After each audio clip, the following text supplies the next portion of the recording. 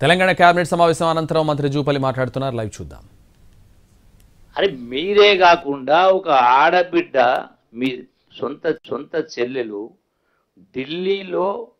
ఢిల్లీ దాకా పోయి లిక్కర్ స్కామ్లు ఇరుక్కొని కోట్ల రూపాయలు దోపిడీ జరిగి వ్యవహారం చేస్తే మరి మీరు బీఆర్ఎస్ పార్టీనే తాకట్టు పెట్టి బీజేపీ కాళ్ళ మీద మోకరిల్లి మీరు చేసిన ప్రయత్నం తెలియదా? మీరు మా గురించి మాట్లాడతారా? దందాల గురించి మాట్లాడతారా? కనీసం మరి ఒకటి కాదు, ఇది ఒకటే కాదు, బడా పారిశ్రామికవేత్తలు రకరకాల. ఇంకొక మాట చెప్పాలంటే అసలు తెలంగాణ ఉద్యమ సందర్భంలో మీరు ఏముంటుంది? కేటీఆర్ అయినా, కేసీఆర్ అయినా, కవిత అయినా, హరీష్ అయినా, ఇంకోైనా ఎవరు, సంతోష్ అయినా ఏముంటుంది? ₹1,00,000 కారు అమ్ముకున్నారు బిల్లులు కట్టలేక. చూపించాలనా? ఇక అవన్నీ వ్యక్తిగతంగా మాట్లాడితే బాగుంటుందని చెప్తలేను. కానీ మరి ఈరోజు మీ పరిస్థితి ఏంది? ఒక్కొక్కరు వేల కోట్ల రూపాయలు పడగలు ఎత్తిండ్రు కదా. మీరు నన్ను, మా ముఖ్యమంత్రి గారిని ఏలు పెట్టి చూపిస్తారా? అట్లా ఆశపడేటలో ఉంటే ఈనాటికి నేను 1,000 కోట్లు సంపాదిస్తుండే.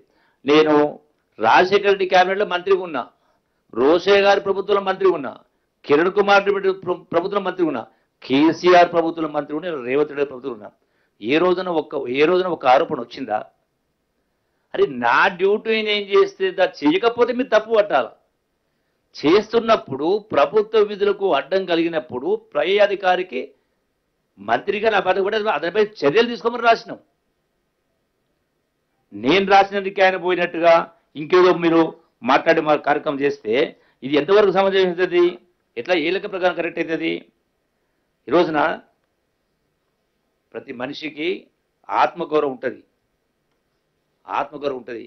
The first preference of mind, I care for my self respect.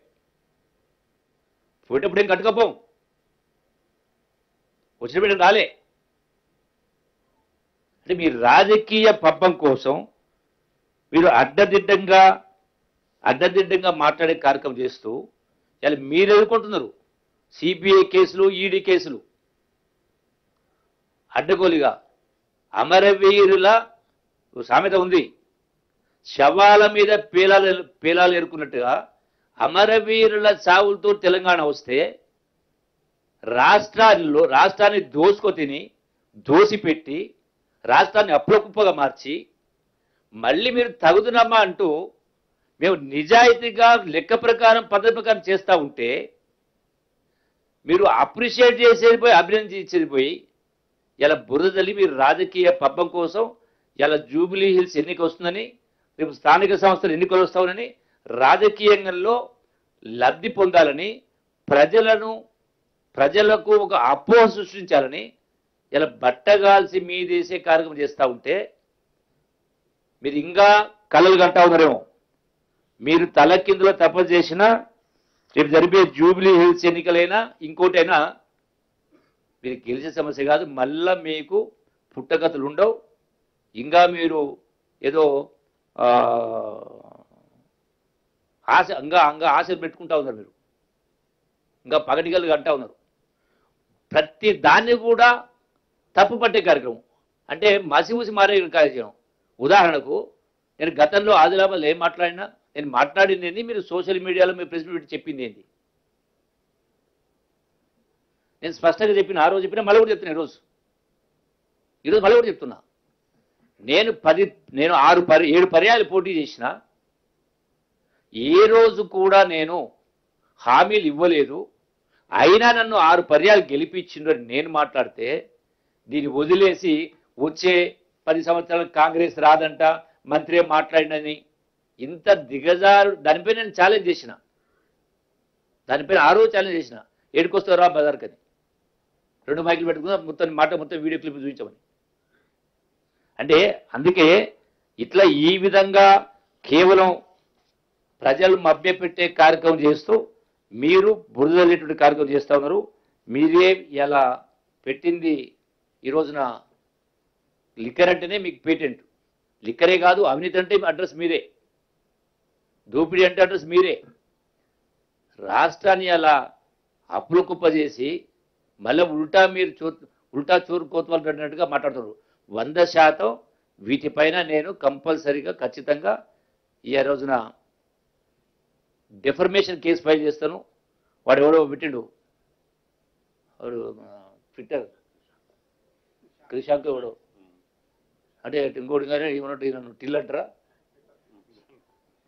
నువ్వు ఇది బాధ అనిపిస్తుంది.